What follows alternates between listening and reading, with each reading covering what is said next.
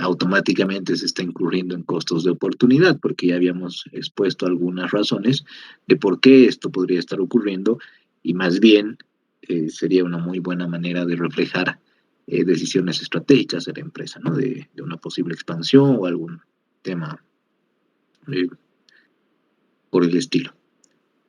Habíamos dicho que eran 5 grupos básicos, pero en la medida de lo posible y en el transcurso en el que se va conociendo mejor a cada compañía, a los modelos de negocio en los que opera, seguramente se van diseñando indicadores que son cada vez más particulares. Entonces podría hacer un análisis muestral, haciendo un comparativo con otras empresas que más allá del sector, pues en la medida de lo posible correspondan a un modelo de negocio similar, o también series temporales, es decir, comparar a la misma empresa pero con su pasado, o un análisis combinado que podría ser más enriquecedor, ¿no? Aquí veíamos algunas de estas relaciones y que reflejaban la diferencia entre el negocio de generación, distribución y transporte de electricidad. Así que ahí hay distintos niveles y de nuevo, ¿no? Si nos quedáramos con la noción de que solamente deberíamos tener ciertos límites sin entender los porqués específicos, nos vamos a quedar con algunas interpretaciones mecánicas. Las recomendaciones, siempre, la desviación de una razón no implica automáticamente que sea un motivo de haber encontrado ya, digamos, algún problema, sino más bien un indicio que por supuesto hay que ir indagando, profundizando, hasta encontrar la causalidad de ese movimiento brusco, ¿no? Si una rotación de inventarios pasa a ser mucho más elevada de un periodo a otro, habrá que indagar en los porqués. Luego, evitar efectos de estacionalidad, utilizar estados financieros auditados, aplicar los mismos técnicas y procedimientos en las distintas compañías que están siendo parte del análisis y reexpresar y reclasificar como recomendaciones. Ya habíamos quedado acá en exponer algunas de las más comunes en cada uno de los bloques, pero principalmente orientándonos a estas revelaciones, ¿no? A los insights que tienen por detrás estos números que vamos calculando. En sí el cómputo, habíamos dicho, no tiene mucho valor porque se trata de hacer una división, ¿no? Es un cociente.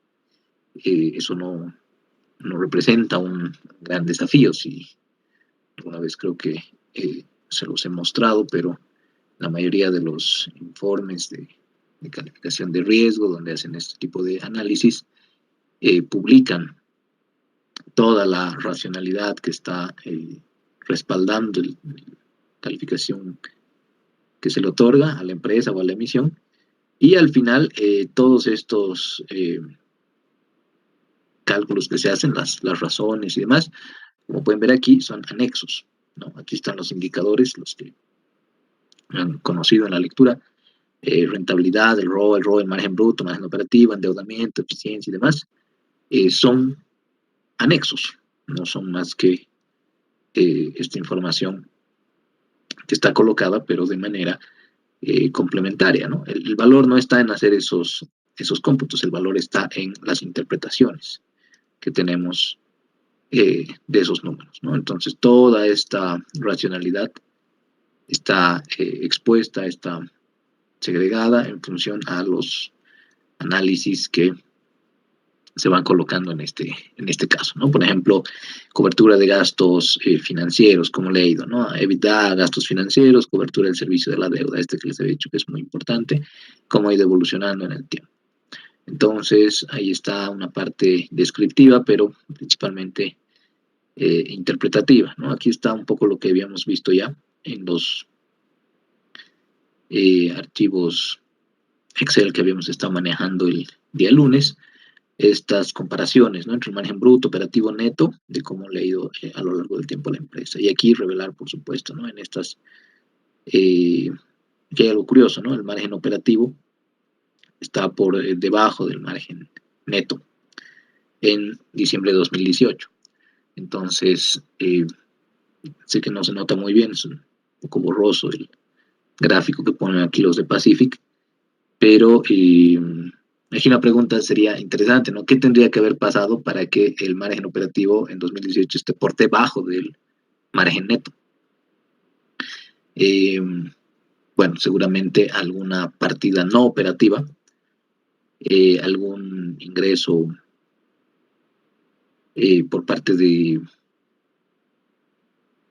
inversiones financieras o tal vez justamente el resultado de inversiones permanentes, el movimiento hasta en las cotizaciones de los títulos que tenía esta compañía adquiridos, ha hecho que logre subir este margen neto por encima del operativo, ¿no? Entonces llega a un operativo de menos 48%, si llego a ver acá, ¿sí? Porque este es el eje de cero, pero del menos 48% logra subir, aunque sea un menos 5% el margen neto, porque algún movimiento tiene que haber en ese bloque, ¿no? Entonces nosotros lo que queremos hacer es indagar de cómo ha ocurrido esto y si esperamos que vuelva a pasar en el futuro, porque de nuevo, no se trata de que la empresa esté llegando a utilidades en cada gestión por actividades que no conciernen pues al modelo de negocio o al propósito para el cual ha sido creada la empresa, ¿no? Entonces aquí ya algunos gráficos adicionales solamente para mostrar en qué consiste el uso de todos esos números que estamos desarrollando, ¿no? Entonces, bueno, todos esos párrafos contienen seguramente narrativas indagatorias de por qué la liquidez sube o por qué está bajando, como decíamos aquí.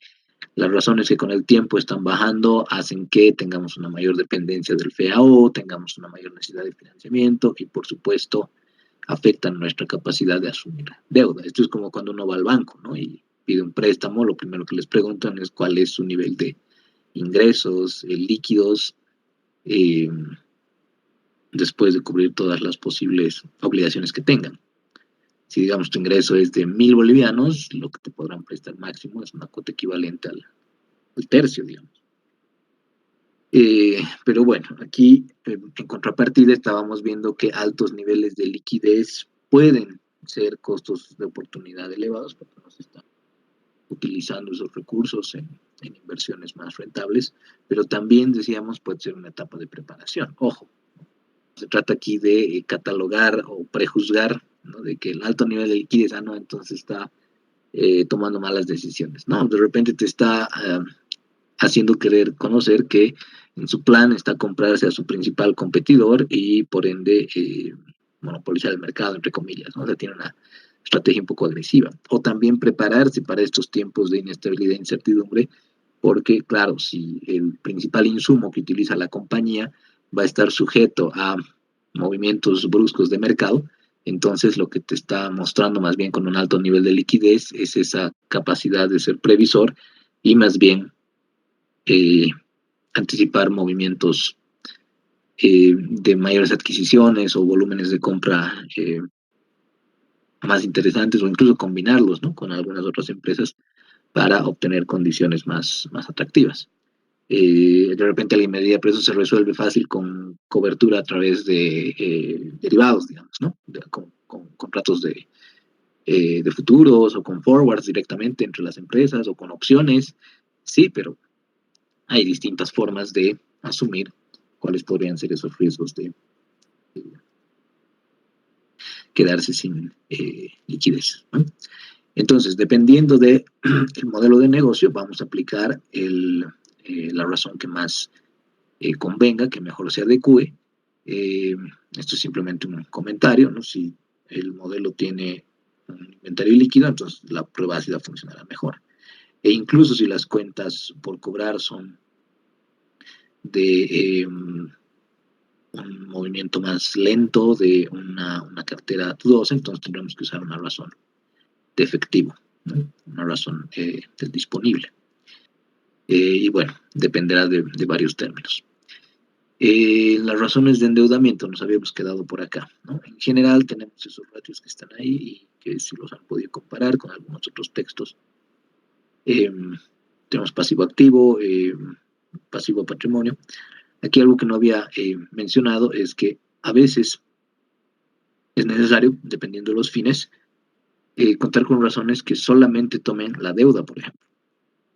Es decir, deuda activo o deuda a patrimonio, ¿no? Y aquí, ¿a qué me estoy refiriendo? No es, ahí está, no es imperativo que en todos los casos, o incluso puede ser causal de indagación, el hecho de que haya una brecha entre la razón de pasivo activo y la razón de deuda activo. ¿Por qué? Porque por razones normativas, por razones de principalmente las deudas fiscales y sociales, es decir, del lugar en el que opera la empresa, pueden volverse muy significativas en el tiempo, ¿no? Eh, la previsión para indemnizaciones es un ejemplo local que se va acumulando a montos que pueden llegar a ser exorbitantes, porque claro, aquí te jubilas, ¿no? Con las últimas tres boletas y eso a veces está sujeto a algún tipo de susceptibilidad, pero es un pasivo que se puede convertir en un monto enorme. Y resulta que, si bien todas las deudas son pasivos, no todos los pasivos son deudas, ¿cierto? Así que cuando tenemos una gran brecha entre esas razones, posiblemente tengamos que indagar si se lo atribuye a términos de la normativa laboral, social, y probablemente de todo ese pasivo no hay en realidad endeudamiento y más bien esté perjudicando la capacidad de contratar instrumentos financieros, instrumentos de financiamiento para la empresa. Entonces, eso es algo que se podría destacar en estas razones de solvencia a largo plazo. ¿Por qué? Porque decíamos, un alto endeudamiento es, por supuesto, mayor riesgo, solvencia, y dificulta la contratación de otros instrumentos. Como estábamos viendo en el ejemplo de Sofía, y esto lo estaba comentando Juan Gabriel, puede ser que yo quiera reducir mi deuda bursátil por contratar más deuda bancaria. Él estaba hipotetizando que se podría tratar de tener unas obligaciones mensuales, ¿no? Es decir, volver a las cuotas que se den mes a mes. Ahí podríamos, de nuevo, ¿no? Porque es una cosa de construir las explicaciones, las indagaciones de causalidad. Con el banco también se pueden hacer negociaciones para que las cuotas se paguen, digamos, en el mismo plazo usual o convencional de los cupones de los bonos de largo plazo, ¿no? Es decir, cada 180 días. Así que habría que ver si esa razón podría ser la fundamental. Y yo hablaba de un recambio, ¿no? de instrumento, que les decía, normalmente pasa a la inversa. Normalmente las empresas quieren irse deshaciendo de su deuda bancaria para pasar a poder financiarse a través del mercado de valores.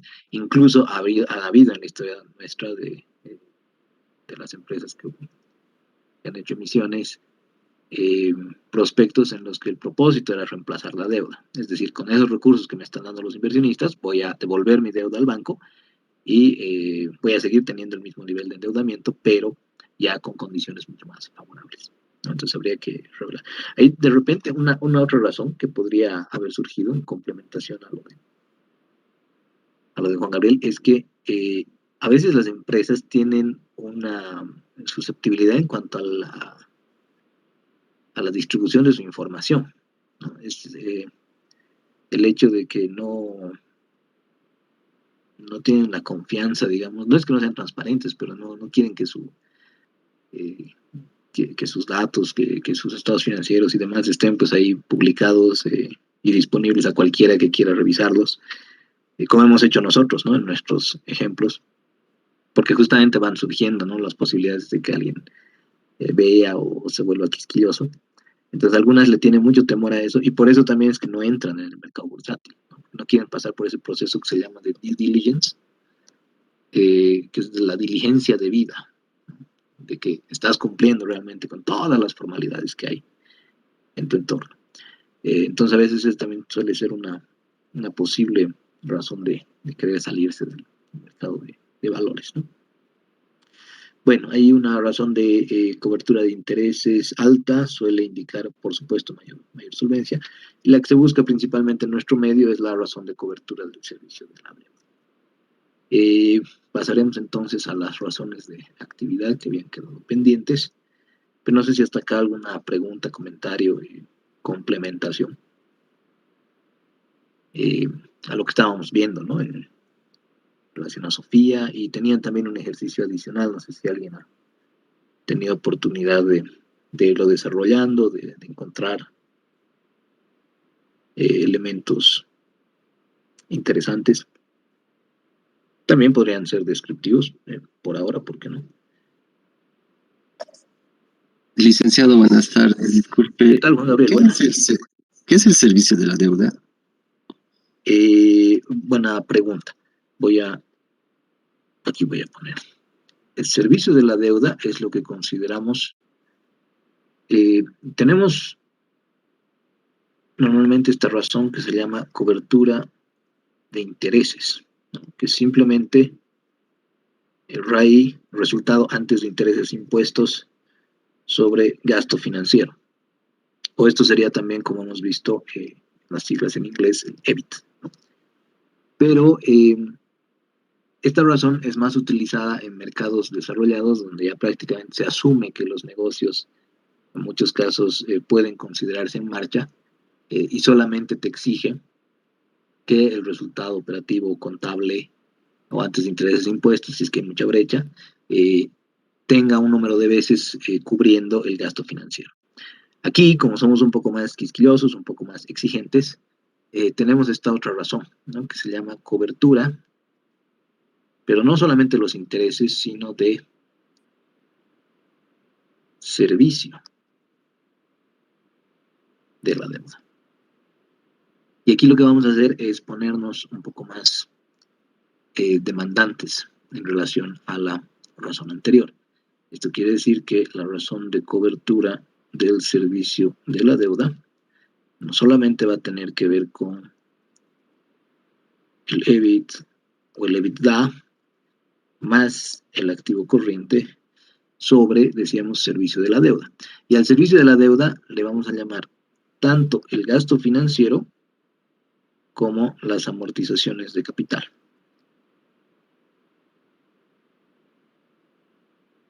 ¿Y por qué digo que es más exigente? Porque en esta razón no solamente estás velando porque tengas cubierto el interés o la cantidad eh, de pagos que tengas que hacer por cupones, ¿no? Cupones son los intereses de los bonos, eh, que serían lo mismo, o sea, gastos financieros, ya sea por intereses bancarios o por intereses de los valores que has emitido, pero aquí estamos incluyendo también el monto que tú tienes que devolverle al banco o que te has comprometido a devolverle en cada una de las cuotas, ¿no? Como decía, ya pueden ser mensuales o trimestrales, semestrales, anuales, pero está aquí incluida en esta razón de la cobertura, de cobertura del servicio de la deuda, también la amortización de capital. Entonces aquí no solamente estamos velando porque podamos cubrir el nivel de intereses al que nos hayamos comprometido contractualmente, sino también las amortizaciones de capital. Entonces, si yo tengo un préstamo de 20,000 y me cuesta, voy a decir una barbaridad, 12% al año, entonces tengo 1% mensual, ¿cierto? Entonces ahí tendría que no solamente considerar el gasto financiero que corresponde a esos intereses, sino la amortización global, que podrían ser, digamos, 5,000 cada año en un préstamo de 4 años. Ahora, en distintos niveles se tiene la inclusión del activo corriente, pero dependiendo de la firma, de nuevo, en función a la posibilidad de de liquidar estas partidas. Es buena la consulta, así que me voy a adelantar un poquito a algo que normalmente muestro después, pero esto es lo que no les tiene que, esto es lo que no les tiene que incomodar.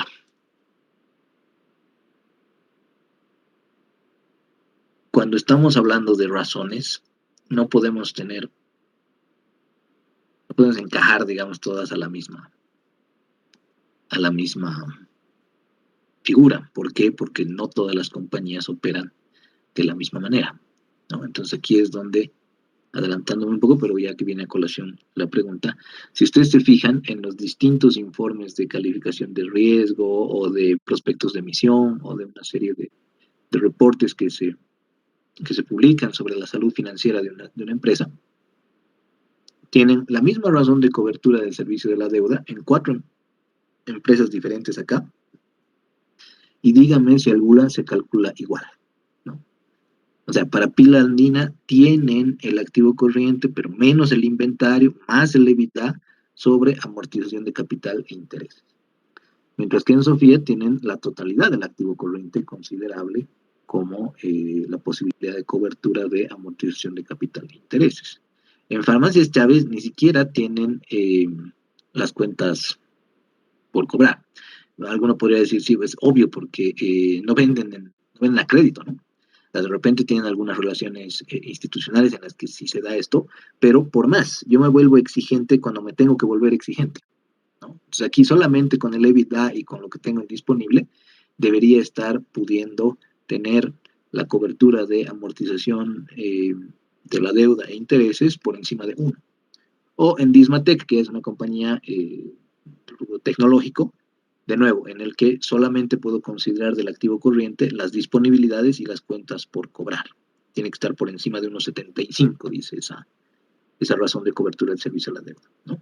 Entonces, en este caso, no le pongo los inventarios porque de repente los considero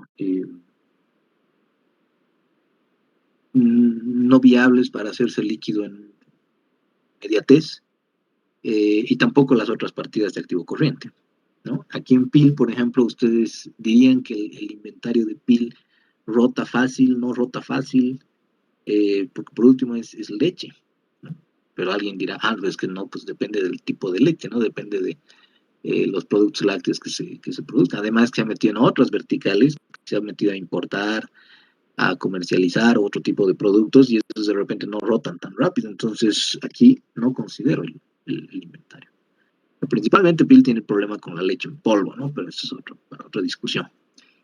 Pero lo que quiero reflejar con esto es que no hay que cerrarse a agarrar y decir la fórmula está en el libro y la fórmula dice esto, porque se van a chocar con que en la realidad el criterio siempre va a ser mucho más poderoso en términos de argumentación. De repente el criterio de quién, ¿no? Ahí tendríamos que entrar a interpelar las relaciones de poder y demás cosas. Sí, puede ser, pero el punto está en que ustedes tengan una debida racionalidad para establecer estas razones que, por último, cobertura de servicios a la deuda difícilmente la encuentran en el texto, porque es más, como les decía, una exigencia que opera en nuestro entorno con más preponderancia, ¿no?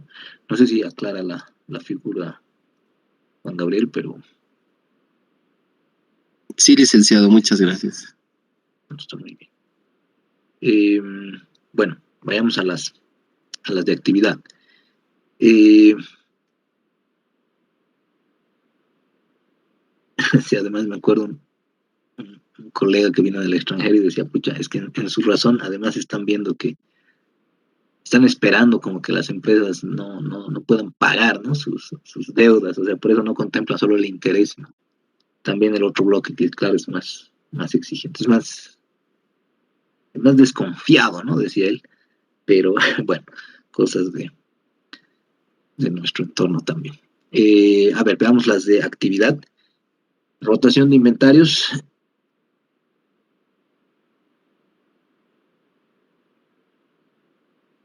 En general van a obtener costo de lo vendido sobre promedio de inventarios. Si es que han revisado los otros textos que les he dejado intencionalmente, hay uno en el que dice ventas sobre promedio de inventarios. Entonces, ya más de uno me echa un grito al cielo, porque ¿cómo va a decir ventas si es que en los otros dice otra cosa? De nuevo, ¿no? Tengo que mostrar la diapositiva en la que, ¿por qué no? ¿Por qué dejas que sea el texto el que te haga el cierre cognitivo, en vez de que tú seas el que disierna y opere bajo un criterio propio, ¿no? Bueno, costo de ventas sobre el promedio de inventario. Está aquí con asterisco el promedio de inventario porque no siempre cuentan con los datos al inicio y al final del periodo. A veces cuentan solamente con el de una fecha dada, entonces tendrán que operar con esa fecha. ¿Por qué aquí ponemos promedio? Porque cuando estamos combinando un estado dinámico con un estado estático, es decir, el estado dinámico sería el estado de resultados, el costo de lo vendido, y el estado dinámico, perdón, el estado, ya no sé ni qué he dicho, el dinámico es el estado de resultados, ¿no? Porque nos pone el monto que se ha acumulado entre un periodo y otro periodo, que alguna vez les han debido hacer la analogía de que el estado de resultados o un estado dinámico es como un video, el balance es como una fotografía, ¿no? Entonces el estado estático es el balance, y por eso es que aquí se recomendaría un promedio, porque el balance te está mostrando un punto, una fecha en particular, pero que podría haber sido diferente a otras fechas. Por eso también hacíamos las señales de alerta, si se acuerdan, en balance general, donde puede ser que yo me esté acercando mucho a fin de año y todavía no he cumplido con mis metas de rotación de inventario, entonces cambio, hasta podría ser momentáneamente, una porción del inventario corriente al no corriente para que ya no cuenten en esta razón, ¿no? Pero bueno, son toda una serie de elementos que hay que considerar. Entonces, mejor en la medida de lo posible promedio, por lo menos entre el inicio y el final. Hay algunos también que se vuelven mucho más específicos, pero no sé cuánto valor le agrega y ponen promedio de los 12 meses, digamos, ¿no? De la fecha de cierre mensual de los 12 meses de inventario para tener una cosa más. Bueno, aquí costo-beneficio, ¿no? Mientras ayude a la toma de decisiones, mientras enriquezca los elementos a considerar, todo bien, pero si ya se vuelven muy quisquillosos y, como decía alguna vez, en costos, si se pueden a contar el número de gotas de barniz que le van a poner al pupitre, pues se van a pasar más el tiempo contando las gotas de barniz que produciendo el bendito pupitre. Así que esto tiene que ver con costo-beneficio en la producción de la información, ¿no? Y de cada una de estas rotaciones lo que vamos a obtener es una edad, es decir, vamos a poder llevarla a términos de días, porque nuevamente aquí está un 365 con un asterisco, porque no necesariamente todos los negocios operan los 365 días del año, ¿cierto? Entonces lo que corresponde hacer ahí es colocar la cantidad de días que conforman un ciclo operativo, que conforman, eh, digamos, si no operan fines de semana, feriados, en general son 250, 252 días, ¿no? O incluso hay modelos de negocio que solo operan en vacaciones, digamos, ¿no? O en verano. Entonces, tendrán que colocar ahí 120, 90 días para tener esa edad promedio de inventario, si es que opera de ese modo, ¿no? Digamos, una heladería que solo opera en verano, entonces tendrá sentido hacerlo de ese modo. Eh, y en los otros dos casos, vamos a rotación de exigible. Aquí tenemos que colocar las ventas. Algunos plantean que se coloquen solo las ventas a crédito, pero no hay que olvidar que esto lo que está tratando de hacer es promediar, sacar un periodo promedio de cobro.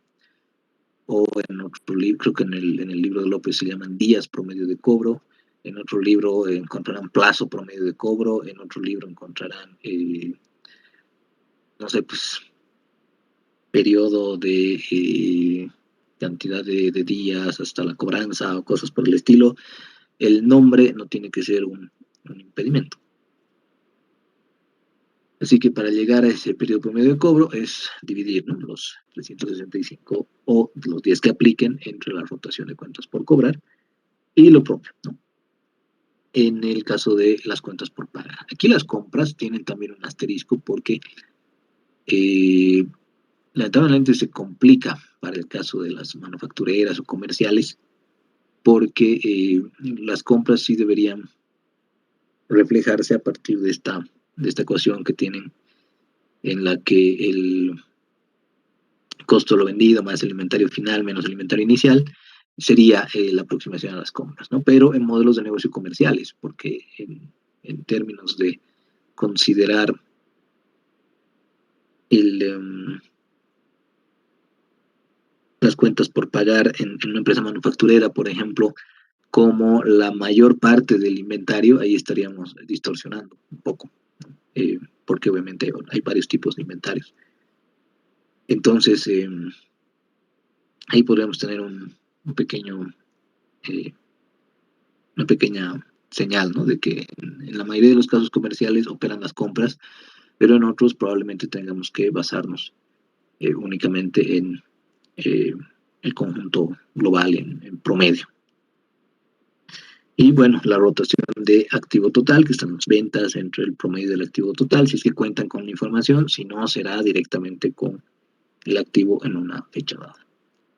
Veamos algunos insights. Un crecimiento lento en una empresa combinado con un alto nivel de rotación de inventarios podría estar indicando niveles inadecuados de inventario. Es decir,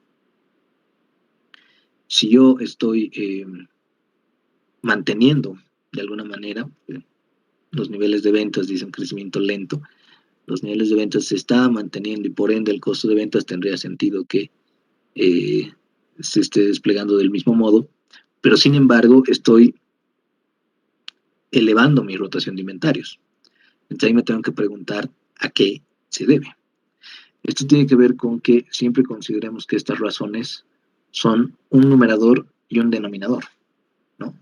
Entonces, si el numerador en este caso se está manteniendo más o menos estático o está creciendo muy poco, pero sin embargo el nivel de rotación de inventarios se está incrementando significativamente, entonces yo puedo inferir que aquí lo que se está reduciendo es el denominador, ¿no?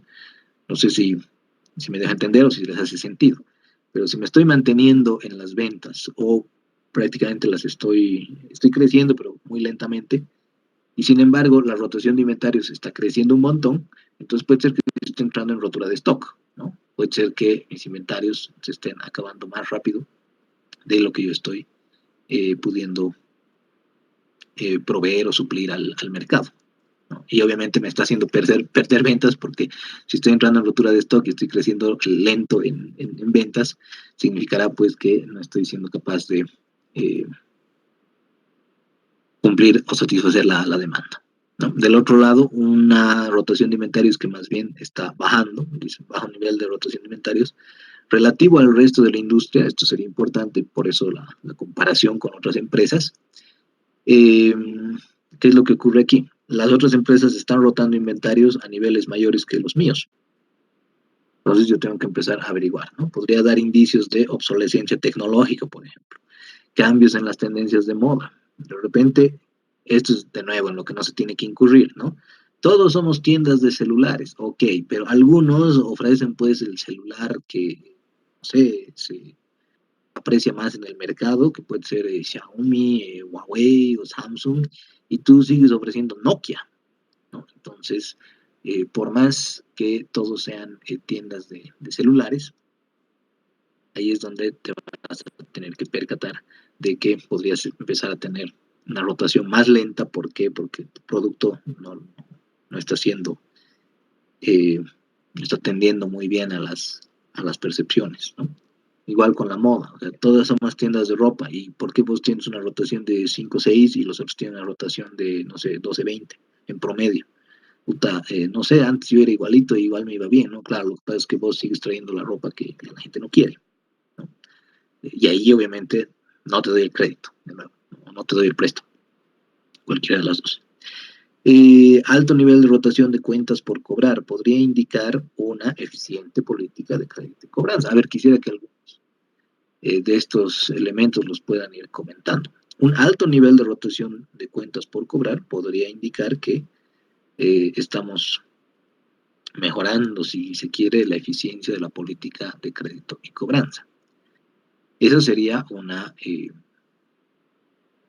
un resultado positivo, por ponerlo de un modo entre comillas. Pero ¿en qué circunstancias podríamos decir que el mayor nivel en la rotación de cuentas por cobrar más bien se está haciendo daño? Estamos teniendo mayor nivel de rotación de cuentas por cobrar, pero eso es más bien una cosa que debería evitarse. No sé si alguien quisiera tomar la palabra o lo pongo en mayor perspectiva. En general, cuando en los libros tienen estos reductivismos de que mientras sea mayor es mejor o sea menor es mejor o peor, no ven estos posibles matices, ¿no? En el tema de las cuentas por cobrar, lo que dicen los libros es, básicamente, ¿qué prefieres cobrar? ¿Más rápido o más despacio? Y todo el mundo dice, más rápido, ¿no? Es obvio, esos obvios son los que queremos interpelar en el análisis financiero profesional, ¿no? O sea, en el análisis financiero que revela cosas poderosas. Cuando decimos que vamos a cobrar más rápido y por ende estamos mejorando nuestras políticas de crédito, cobrando, no sé, pues hemos contratado a BMG para que nos haga el servicio de ir a cobrar y que se encarguen de esto que nosotros no queremos revisar personalmente, sino que ellos que son especialistas lo hagan. Ok, estamos mejorando la rotación de cuentas por cobrar, significa que estamos cobrando más rápido, ¿no? Pero, ¿cuál sería el contra? ¿Cuál podría ser una contrapartida que no nos demos cuenta que podría más bien ser nociva para la empresa? ¿En qué casos se les ocurre que elevar la rotación de cuentas por cobrar sería una mala idea?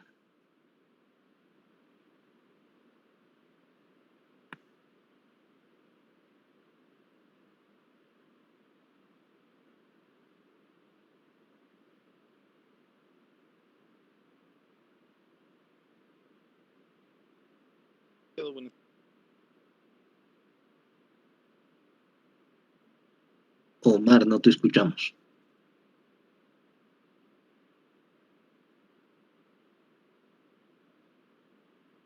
Tal vez es un tema de conexión.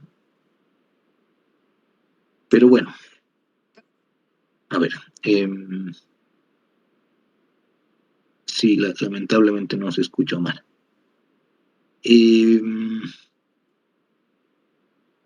Si no lo puedes poner por el chat, ahí Luz nos dice, buena o mala idea. Sí, en realidad mala.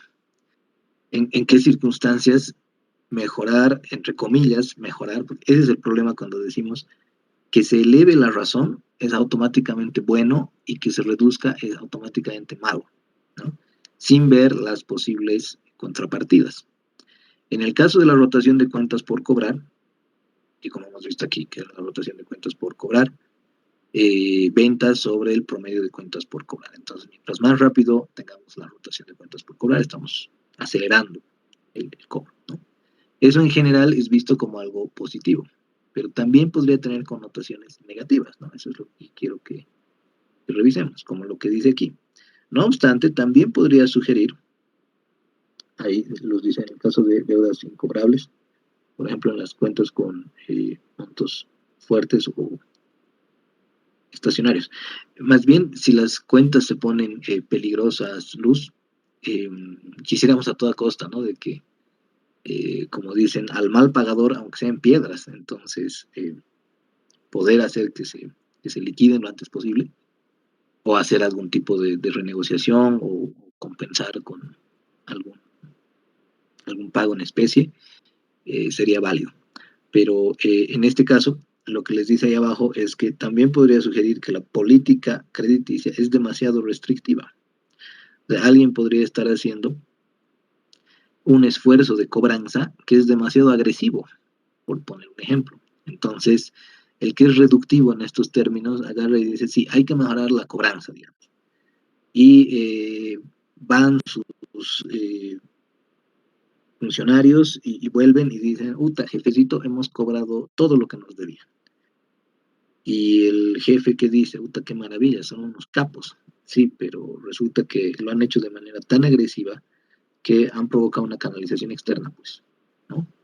O sea, se han mandado a los golpeadores a cobrar a los clientes. Obviamente esos clientes nunca más les van a querer comprar y van a empezar a vituperar a la empresa. Y además van a provocar una afectación a la reputación, ¿no? O sea, una afectación reputacional de la compañía. Entonces, esto de que queremos que se eleve lo más posible a como dé lugar, no es tan así, ¿no? Si más bien ustedes están viendo que se está elevando la rotación de cuentas por cobrar de manera muy sugerente en el último tiempo, y ustedes no averiguan por qué o a base de qué se está dando esa situación, entonces puede ser que estemos calificando de buena una decisión que en realidad es mala y que está poniendo en riesgo la sostenibilidad a largo plazo. Otro, una alta rotación de cuentas por pagar en relación a la industria, o sea, los otros tienen este nivel de rotación de cuentas por pagar y el mismo mucho mayor. Significa que yo pago más rápido a los proveedores que el resto de los competidores. Yo pago a los proveedores en 5 o 10 días, mientras que el resto se tarda unos 30 o 45 días. Entonces, podría indicar, dice aquí, que la compañía no está aprovechando completamente el crédito de los proveedores, ¿cierto? Puede ser que no nos estemos dando cuenta que a los otros le dan un plazo más extenso y que nosotros no estamos siendo capaces de averiguar o de entablar como mejores relaciones comerciales. Pero también podría haber un contrapunto aquí, ¿no? De repente, en realidad, nosotros somos los capos y nosotros hemos negociado descuentos por pronto pago y el resto de los competidores en realidad está pagando más por el mismo producto que nosotros como empresa. Así que, de nuevo, nada de ser reductivos, nada de hacer, digamos, estas omisiones, estos temas de que si es mayor es automáticamente mejor, si es menor es automáticamente mejor. Esto exige reflexionar, ¿no? de cuáles son las implicaciones para la empresa. Podría ser también que en algún caso es muy común, ¿no? En nuestro medio que hay algún tipo de relación de parentesco, por decir en algún caso. Entonces, creo que acá hago alusión a ese tema. Dice, una baja rotación de cuentas por pagar podría ser señal de problemas de liquidez. O también podría ser señal de la explotación de condiciones muy favorables provistas por los proveedores. De nuevo, aquí estamos viendo dos caras de la moneda. Nuestra rotación de cuentas por pagar está bajando. Significa que estamos extendiendo el periodo promedio de pago. Estamos haciendo mayor la cantidad de días que transcurren hasta que yo pago a los proveedores la mercadería que me han proporcionado, ¿cierto? Ahora, eso se podría interpretar como que no les estoy pagando a los proveedores o me estoy tardando más en pagarles a los proveedores porque no tengo plata, ¿no? Esa sería una mirada en una alternativa, ¿no? Bajar la rotación de cuentas por pagar, porque en general sobre la rotación de cuentas por pagar se dice, tiene de nuevo, ¿no? Tiene que ser lo más extenso posible el plazo hasta que tú pagues a los proveedores, porque tienes que mejorar tus ciclos de conversión del efectivo, tienes que mantener, digamos, la cantidad de días hasta que tú le pagas efectivamente a los proveedores en el máximo posible, ¿no? Entonces, obviamente si baja la rotación de cuentas por pagar es que eso está sucediendo, pero podrían haber pues varias connotaciones, ¿no? Una podría ser que tengo problemas de liquidez y que no les estoy pagando porque directamente no estoy generando las suficientes ventas como para poder responder a mis obligaciones. O también podría ser que el proveedor me esté dando un plazo mucho mayor. Antes me daba 30 días, ahora me da 40 días, 50 días, 60 días, 90 días. ¿Por qué? Porque resulta que se ha vuelto pues, mi cuñado, ¿no? Porque resulta que ahora somos compadres, ¿no? Entonces ahora podríamos tener condiciones mucho más favorables provistas por los proveedores. Entonces no es agarrar y decir que porque la rotación de cuentas por pagar está bajando es automáticamente bueno o malo sin tener una causación, ¿no? Sin tener un elemento de por qué está bajando esa rotación de cuentas por pagar. Así que aquí viene la pregunta, ¿cómo podríamos darnos cuenta de lo anterior? Es decir, si uno ve aisladamente la caída de la rotación de cuentas por pagar, digamos que en un momento estaba en 9.6 veces, luego estaba en 7.2, luego estaba en 4.8 y ahora está cercana a 2.9, está bajando esa rotación de cuentas por pagar. En términos del periodo promedio de pago, eso está subiendo de 7 días a 13 días, a 21 días, a 39 días. ¿Cómo podríamos darnos cuenta si es que se trata de problemas de liquidez o si se trata de que me están dando mejores condiciones en términos de relaciones comerciales? No sé si alguien tiene alguna idea de cómo podríamos cotejar si se trata de problemas de liquidez o explotación de condiciones más favorables. No sé si a alguien se le ocurre alguna idea.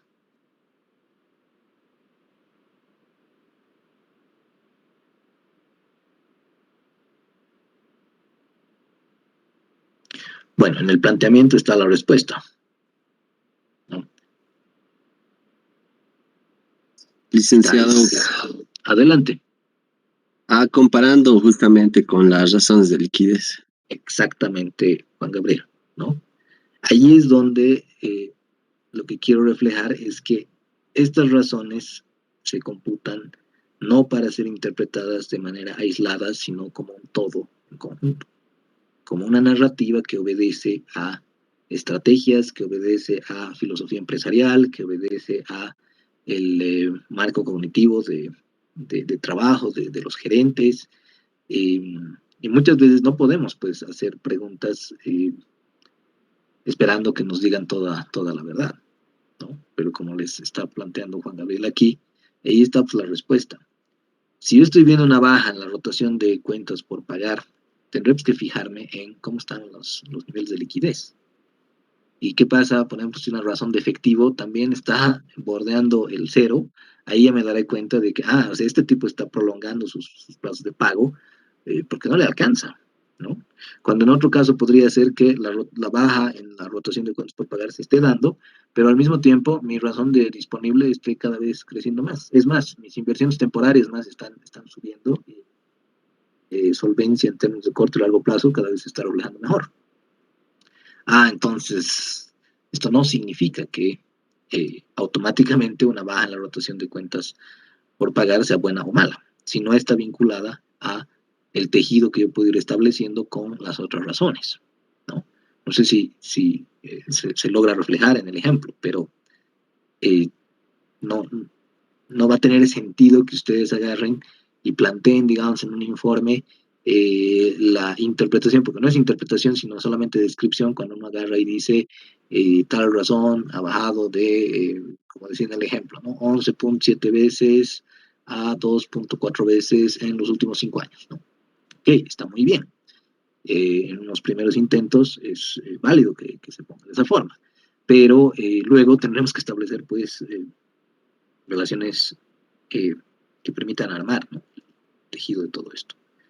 No sé si más o menos queda claro por dónde vamos, pero bueno, espero que sea así, porque tampoco que me preocupa el silencio abrumador. En fin, razones de... Lo estamos escuchando, no te preocupes. Ok, Luz, te agradezco, muchas gracias. Razones de rentabilidad. En estas es, como decíamos, el foco ya no está en el riesgo, sino en el retorno o el rendimiento, por esa relación que en algún momento planteábamos en los principios de todo lo que es economía financiera, de que van de la mano, ¿no? Riesgo-rendimiento. Entonces, lo que esperan ver justamente el retorno generado, ya sea a través de los márgenes que están planteados, propuestos en el estado de resultados, margen bruto, margen operativo, margen neto, Y algunas otras, ¿no? Este RPA podríamos tomar como retorno por acción, perdón, resultado por acción, también tendría una posibilidad de ser, o en otros casos lo van a encontrar como UPA, utilidad por acción. Yo siempre he preferido la R a el término de utilidad o pérdida porque ya generaliza, ¿no? Ya sea que se trate de una utilidad o de una pérdida, es el resultado. Entonces siempre prefiero resultado. Pero como han visto, en empresas ponen lo que les parece mejor, utilidad, pérdida, ganancia, le ponen algunos, ¿no? Recuerden, ganancia del ejercicio, ok, está muy bien, pero se trata de que simplemente hagamos equilibrio en términos de nomenclatura. Retorno sobre el activo. Retorno, aquí dice, para los accionistas comunes, porque podría ser que existan acciones preferentes, que la empresa haya emitido estos títulos, y obviamente tengamos que deducir del resultado neto los dividendos preferentes porque son de pago obligatorio. Entonces, por eso aquí pongo resultado para los accionistas comunes. Pero en general va a ser el resultado neto porque en Bolivia casi ninguna empresa tiene emisiones de acciones preferentes. Bodegas y Viñedos La Concepción o uno que otro banco tiene acciones preferentes, pero en general estamos hablando del resultado neto. Ya sea el resultado neto sobre los activos para el ROA o sobre el patrimonio neto. Que dice ahí capital en acciones comunes, de nuevo, por si tienen acciones preferentes, que hay que excluirlas para calcular el ROE. Pero en general es resultado neto sobre activo o sobre patrimonio para estos dos. También hay unos que prefieren el retorno sobre el activo operativo, le llaman, ¿no? Que se calcularía con el resultado operativo, pero más para ver los términos de resultado a través del uso de activos únicamente, porque hasta el resultado operativo, como debido verlo en contabilidad, hasta el resultado operativo es una dependencia de los activos y a partir de ahí del pasivo y del patrimonio, ¿no? Hasta el resultado neto. Pero, bueno, algunos insights sobre rentabilidad. Alto margen bruto debería indicar alguna combinación entre altos precios o bajos costos. ¿Se acuerdan de la comparación que les hice el otro día entre Telecel y Sofía? Para Telecel, un margen bruto de 70-80% es lo normal.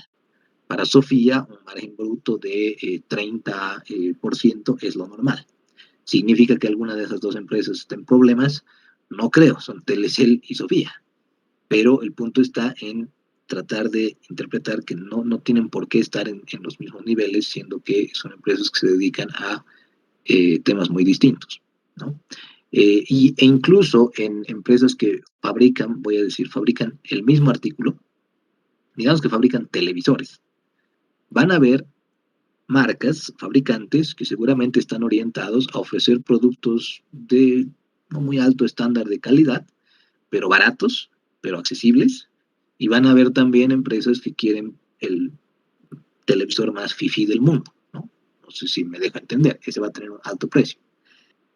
Véanlo como la relación entre Apple y Android, ¿no? Los celulares Android son más masivos, más orientados a un margen bruto menor, pero que se vende en un volumen mucho más amplio, mientras que los artículos de Apple no se venden en el mismo nivel de volumen, pero tienen una mayor brecha, ¿no? Entre un alto precio y un bajo costo.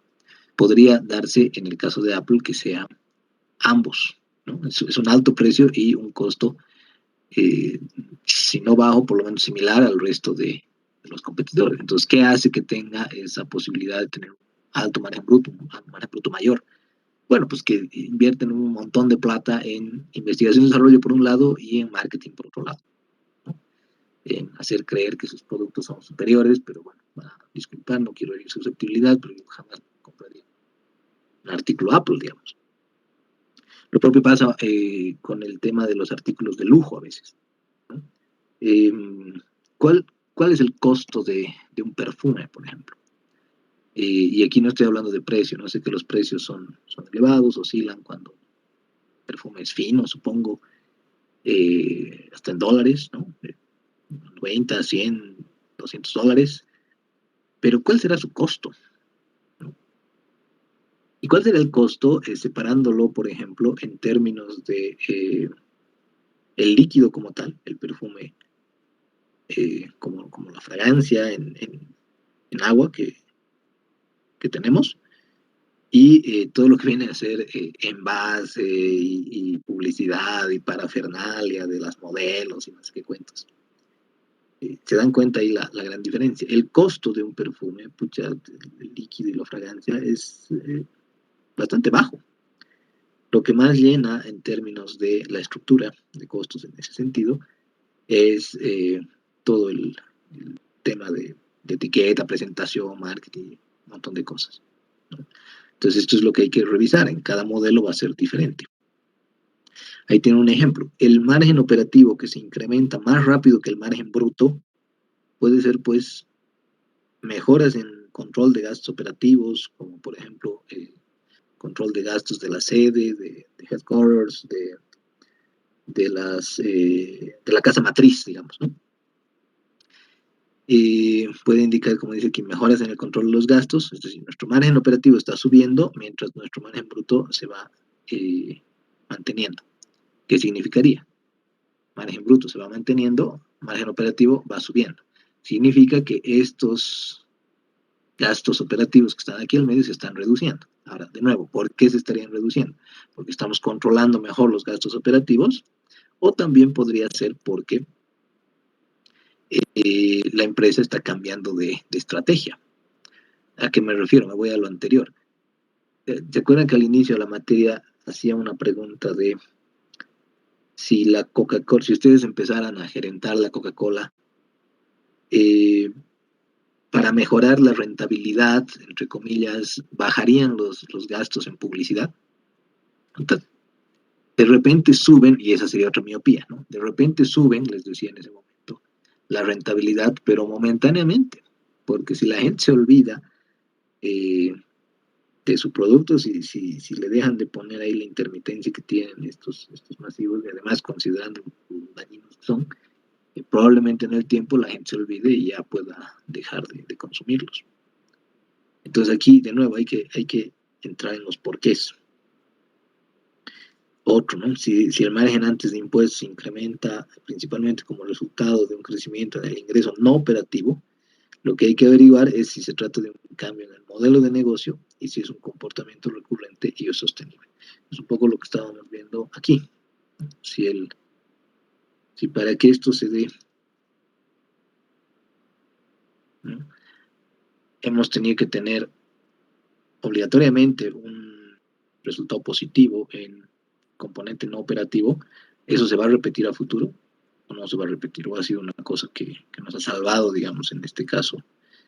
Hemos podido tener una ganancia sobre la venta de algunos títulos de inversiones permanentes, ¿no? Pero obligados por la circunstancia, porque estábamos muy, muy abajo en el margen operativo y hubiéramos llegado a un margen neto peor. Entonces hemos tenido que apelar a eso, por ejemplo, ¿no?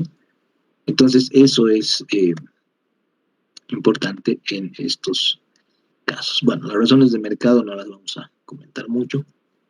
Esta razón es la más importante, el PER, la razón precio-utilidades, y la brecha también que se da entre el precio por la acción cotizada en el mercado contra el valor en libros. No sé si se está escuchando bien. Si no, avísenme por favor. Y si es un problema que tienen todos, háganmelo notar. Bueno, completemos con estos compromisos financieros. Tal vez es una inestabilidad de la conexión porque el clima se está poniendo muy hostil. Hay que abrigarse y cuidarse mucho. Bueno, esos serían entonces nuestros insights, ¿no? De tener claridad de sí es probable, Luz, porque por aquí también estaba habiendo un ventarrón. Estos índices también se traducen en compromisos financieros que las empresas se imponen a sí mismas para demostrar que los inversionistas pueden confiar en ellas, ¿no? ¿A qué me refiero? Algunos de estos índices se adoptan como niveles límite a los que podrían llegar las empresas a través de sus operaciones rutinarias, y que los inversionistas no se asusten en cuanto a que sus recursos están a buen resguardo, ¿no? A buen recaudo. Entonces, como dice ahí, se convierten en objetivos de cumplimiento estricto para las compañías, principalmente emisoras de títulos bursátiles, ¿no? Porque nos permiten darle seguimiento al desempeño de su gestión. En Bolivia, en general, en general me refiero al sector no financiero, las más utilizadas son liquidez corriente, endeudamiento y cobertura del servicio de la deuda, esta que estaba comentando. Algunos ejemplos, ¿no? Que los reflejo acá. Granja Avícola Integral Sofía.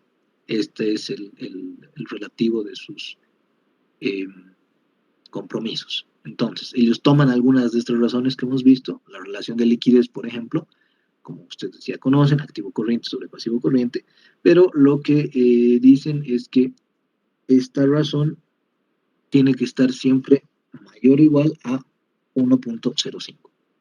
En el segundo caso, endeudamiento tiene que siempre ser menor o igual a 2.5, ¿no? Pasivo total sobre patrimonio neto. Ya han visto que hay distintas formas, ¿no? Pasivo activo, pasivo patrimonio. En realidad las dos nos dan una suerte de la misma interpretación, ¿no? A veces solamente basta con una para que podamos hacer inferencia sobre la otra. Pero la idea aquí es que ya nos ponemos este límite de que siempre debería estar por debajo de 2.5. Si en algún momento la empresa excede ese 2.5, ya los inversionistas pueden decidir, optar entre deshacerse de esos títulos y por ende la empresa se pone en problemas, o también liquidar anticipadamente estos instrumentos, ¿no? Hay cláusulas a veces que dicen que si no cumples estos compromisos, ese vencimiento que tenía que ser en 2026, bueno, pues por no haber cumplido con tu compromiso, con tu objetivo, ahora pueden liquidar los inversionistas el título en este momento. Y aquí hay una versión, ¿no?, de Sofía de la razón de cobertura del servicio a la deuda. Activo corriente más EBITDA sobre amortización de capital e intereses. Y esta tiene que ser mayor o igual a 3. Si baja de 3, entonces peligro. Como ven aquí, les hacía una muestra de cómo esto ¿a qué me refería con darle seguimiento? Decía aquí, ¿no? Darle seguimiento al desempeño de la gestión. Bueno, pues que esto le vamos tomando el pulso, pues, ¿no? Dice, en 2015, el compromiso financiero es como el que hemos visto, es siempre liquidez sobre 1.05, endeudamiento bajo 2.5 y cobertura del servicio de la deuda en 3.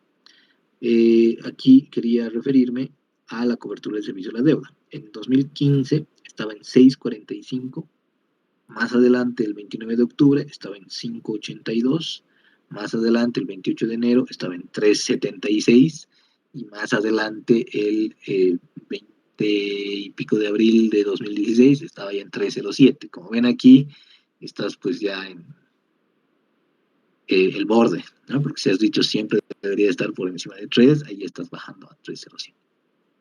Pero, de nuevo, no se trata de que porque este esté ahí ya tengamos que generar una alarma.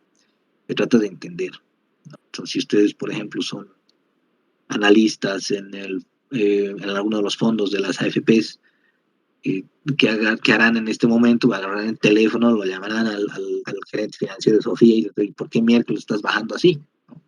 ¿Por qué miércoles estás ya al borde de la razón de cobertura del servicio de la deuda? Entonces les explicará, ¿no? Les dirá, no te preocupes, mira, es momentáneo porque ha pasado esto, hemos contratado nueva tecnología, activos fijos más elevados, mayor nivel de depreciación, y esto que baje un poquito mi EBITDA, pero no te preocupes porque, no sería el EBITDA porque no contempla la depreciación y amortización, pero digamos, hemos cambiado el proceso productivo y ya aparte de los que contemplábamos como trabajadores, en las planillas, se han incrementado, hemos incorporado un montón de gente, pero porque ya van a empezar a operar en las nuevas plantas que tenemos, por ejemplo, ¿no? En nuevas expansiones de las granjas. Ok, entonces Sereno Moreno, ¿no? Pero no te olvides que le voy a seguir echando ojo, ¿no? Así que vas a estar ahí en, en pendiente, digamos, ¿no? En revisión permanente. Otra cosa que podríamos ver, las características cualitativas de la consistencia del análisis financiero, el tema del gobierno corporativo. Aquí solamente lo vamos a ver de manera muy, muy superficial, pero hay componentes cualitativos en todo este análisis. Vamos a profundizar si nos vemos en otras materias, pero estos temitas a veces causan alguna susceptibilidad, ¿no? Que el 58% sea de don Mario Anglaril, el 42% de su señora esposa, y aquí el presidente ejecutivo sigue siendo Mario Anglaril, y el gerente general es uno de sus hijos, y los otros gerentes tienen también participación, ¿no? Entonces, a algunos les podría llamar la atención y les podría hacer parecer que en caso de que el gerente haga una pachotada, obviamente el que lo tiene que denunciar y colgar no lo va a hacer porque tiene una vinculación muy cercana. Pero como se evita caer en esa susceptibilidad, bueno, cuando no tiene ahí el perfil que tiene cada uno de los que trabajan, ¿no? Es decir, tienen sus cargos ahí. Entonces, una cosa sería que solamente estén ahí por el apellido, otra cosa es que tengan todos estos perfiles, aunque no crean, yo he visto en alguna oportunidad que la única alusión, digamos, a uno de estos perfiles era pasante en un concesionario de Audi en Chile. Y pucha, de pasante de un concesionario en Chile, ahora eres gerente comercial de semejante concesionario de autos, ahí ya me da susceptibilidad, ¿no?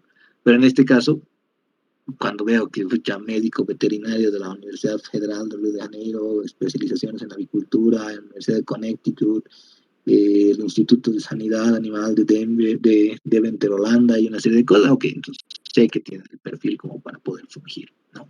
Eso no se da en todos los casos y es uno de los elementos cualitativos que normalmente vemos en análisis financiero también, ¿no? Aquí solo lo refiero por complementar un poco ese análisis que hemos estado revisando en términos de cantidades de números. Aquí en Toyosa hay uno adicional, ¿no? Operaciones y saldos con partes relacionadas, dice. Nunca debería ser mayor, en realidad siempre debería estar por debajo, a 0,25. Y como ven aquí, a diciembre de 2018 está en 0,21. ¿Qué significa operaciones y saldos con partes relacionadas? Aunque la empresa, como es parte de un holding corporativo, de una empresa que es tenedora de muchas otras empresas, muchas veces podría pasar lo que señalaba Edson en algún momento, de que como no estás llegando a tus niveles de ventas o a tus objetivos, entonces te empiezas a vender entre tus propias empresas, ¿no? Es decir, tú eres dueño de la empresa A, B, C, D y E, y como no has llegado al nivel de ventas, B le empieza a vender a C, y C le empieza a vender a D, y D le empieza a vender a E, y claro, son ventas entre comillas legítimas porque eh, cumplen con los criterios contables, si se quiere, pero en el fondo son pues negocios con partes relacionadas. Por eso es que en los estados financieros veíamos, ¿no? Cuentas con empresas relacionadas. Sí, puede haber un mayor o menor nivel de estos temas. Y claro, también a veces hay también susceptibilidad porque podrían ser partes relacionadas que generen conflictos de intereses mayores, ¿no? Y bueno, aquí otro ejemplo de gobierno corporativo. En fin, para concluir hoy, algunas preguntas con las que podrían reincorporar algunos puntos a sus exámenes, como pedí en algún momento Jimena. Jonathan se ganó 10 el otro día y Juan Gabriel 5, y tengo a Kelly también que tiene 5 adicionales. No sé si quisieran intervenir, pero veremos algunos casitos. La relación histórica entre la rotación de cuentas por cobrar y el periodo promedio de cobro debería ser directa, inversa o directa o inversa, dependiendo del caso. ¿A qué me refiero? Si con el pasar del tiempo la rotación de cuentas por cobrar está subiendo, ¿El periodo promedio de cobro debería subir también? Eso sería una relación directa. O más bien debería bajar. Si es que está subiendo la rotación de cuentas por cobrar, el periodo promedio de cobro debería subir también, debería bajar o debería depender. No sé si alguien quiere comentar.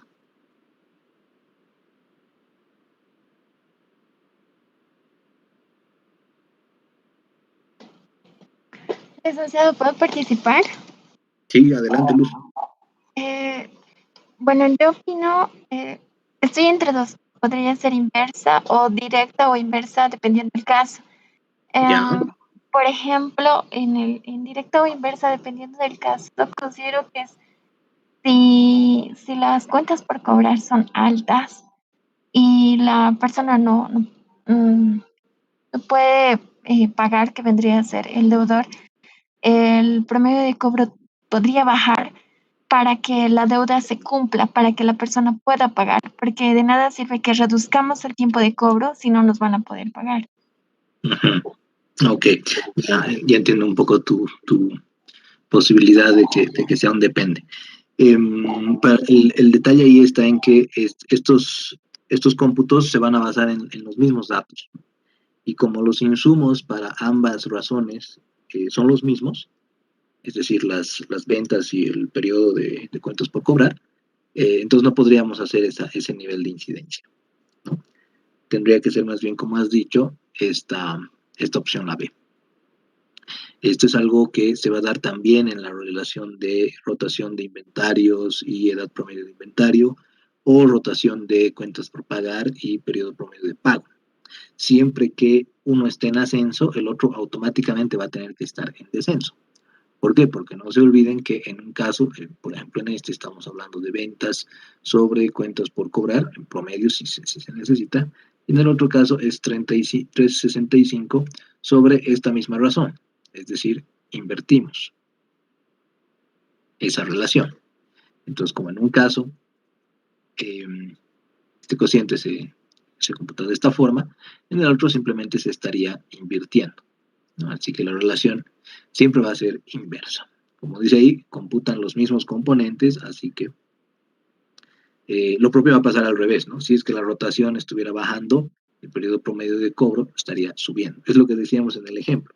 Si la rotación por cobrar está reduciéndose, significa que hay un plazo mayor para que transcurre desde el momento en el que uno compra o perdón, desde que uno vende y el público le paga, el cliente le paga, ¿no? Lo propio pasaría a la inversa. Si es que la rotación de cuentas por pagar se está incrementando, significa que está rotando más rápido, por ende la cantidad del periodo promedio de pago de días se está reduciendo. Entonces una relación siempre inversa. Ahí pongamos algunos puntos a luz. A ver, esta es un poco capciosa. En general, el valor absoluto del ROA será mayor al ROE, menor al ROE, o mayor o menor al ROE, dependiendo del caso. Aquí pongo valor absoluto porque no se dejen llevar porque haya una pérdida, digamos. Incluso si hay una pérdida, digamos, utilidad neta entre, ya sea activo o patrimonio neto, dependiendo de ROA o ROE, no debería afectar que esto sea un menos 30. Por eso es valor absoluto, sin considerar el signo.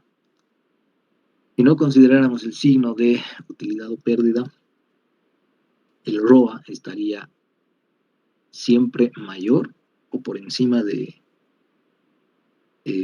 o el ROE estaría por encima del ROA, o estaría por debajo, o sería mayor o menor al ROE, dependiendo del caso.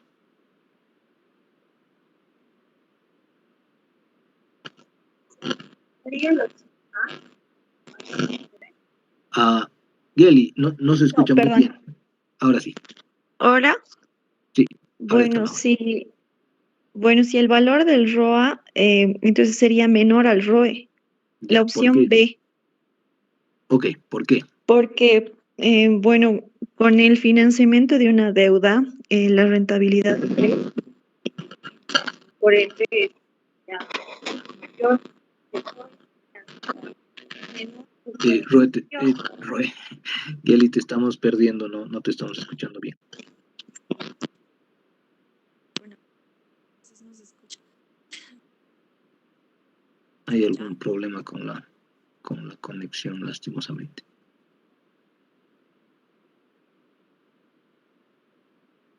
Bueno, íbamos bien. Así que voy a... por ahí.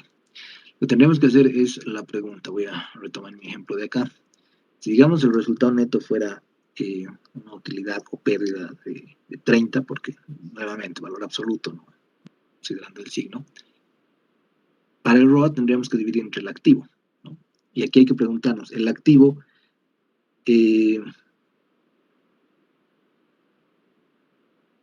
sí, exactamente, Yeli. Ahora, el tema es por qué, ¿no? El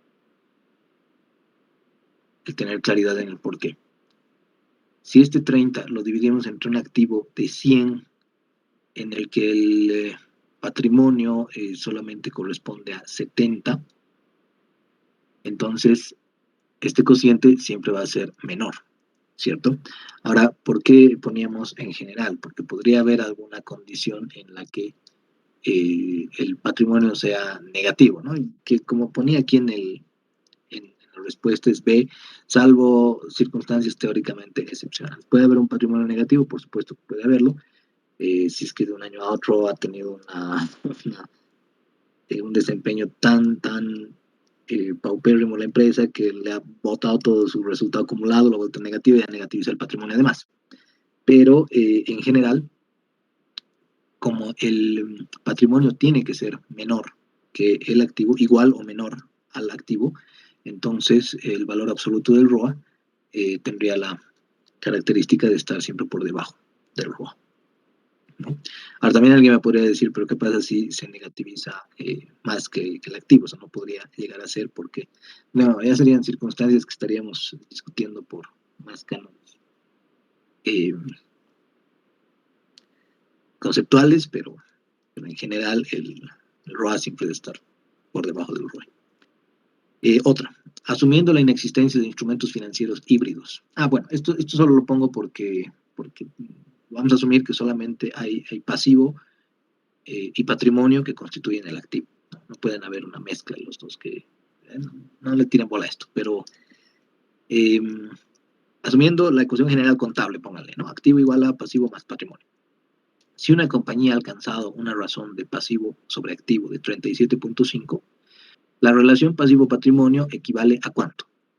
A 60%, a 62.5% o no se puede establecer con lo proporcionado.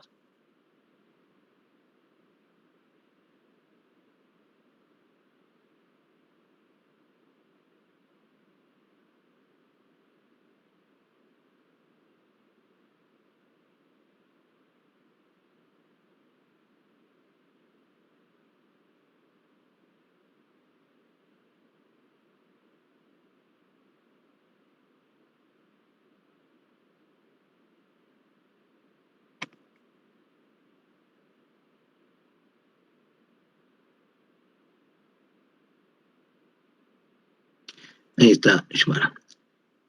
62.5 por la diferencia del 100%.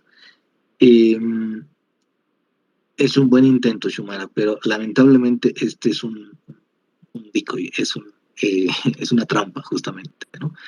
Porque parecería que con este 37.5, su complemento, en términos coloquiales, sería 62.5 para hacer esa diferencia de 100 a la que te refieres.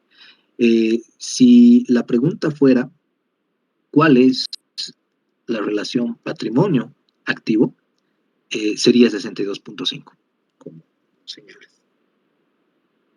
Pero justamente aquí nos complica, ¿no? Porque nos dice cuál es pasivo a patrimonio.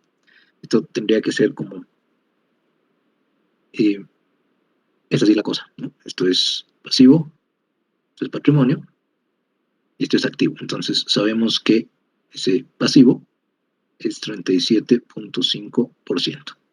Y como decíamos, la respuesta de Shumara nos diría que ese otro bloque es 62.5%.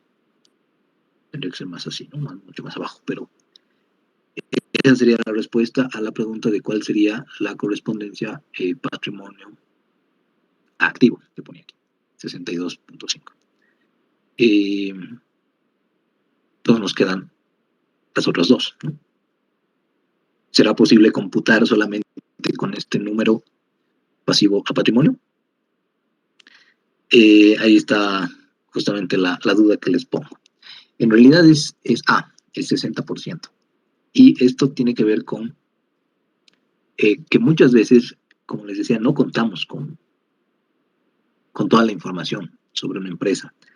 Entonces, tenemos que basarnos en algunos datos. Y en realidad, varios de estos ratios, varias de estas razones,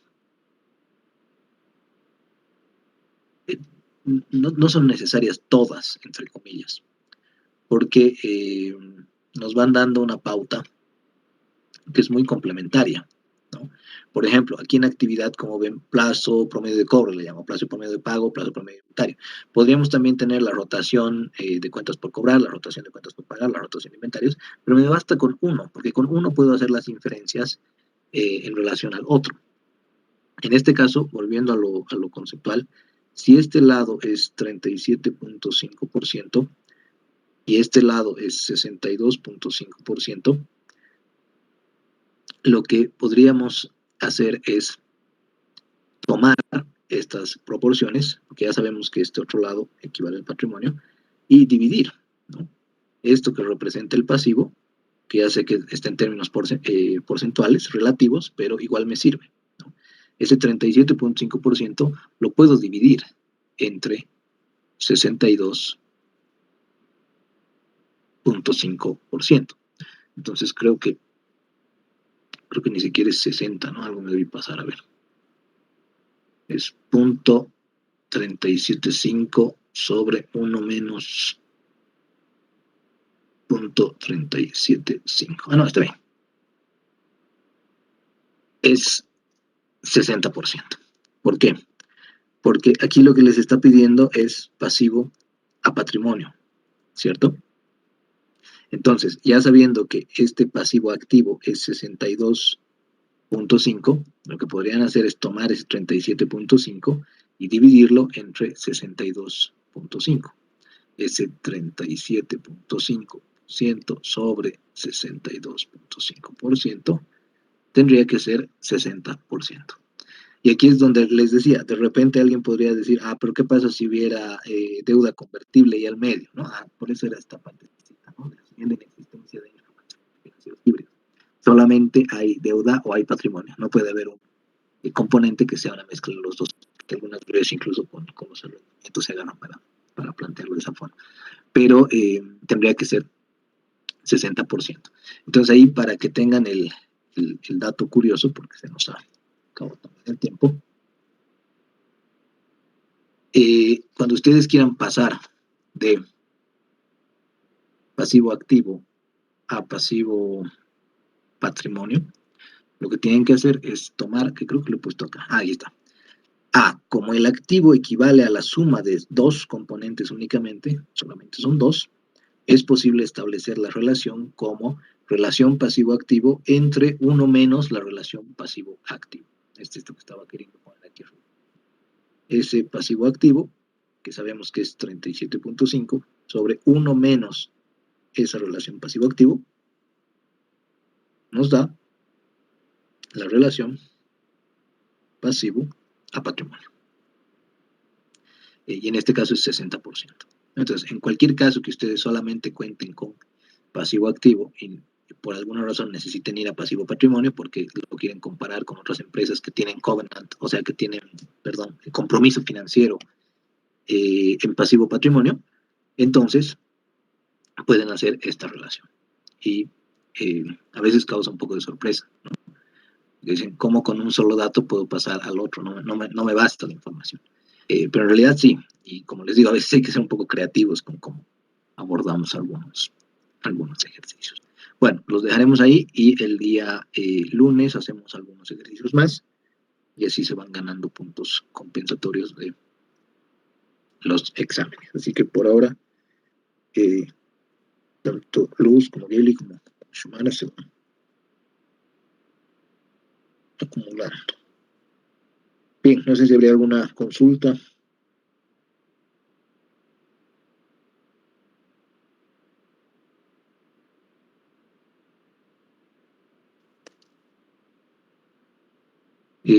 Bueno, quedemos ahí por lo pronto. Que esté muy bien, cuídense mucho. Hasta luego, licenciado. Hasta luego.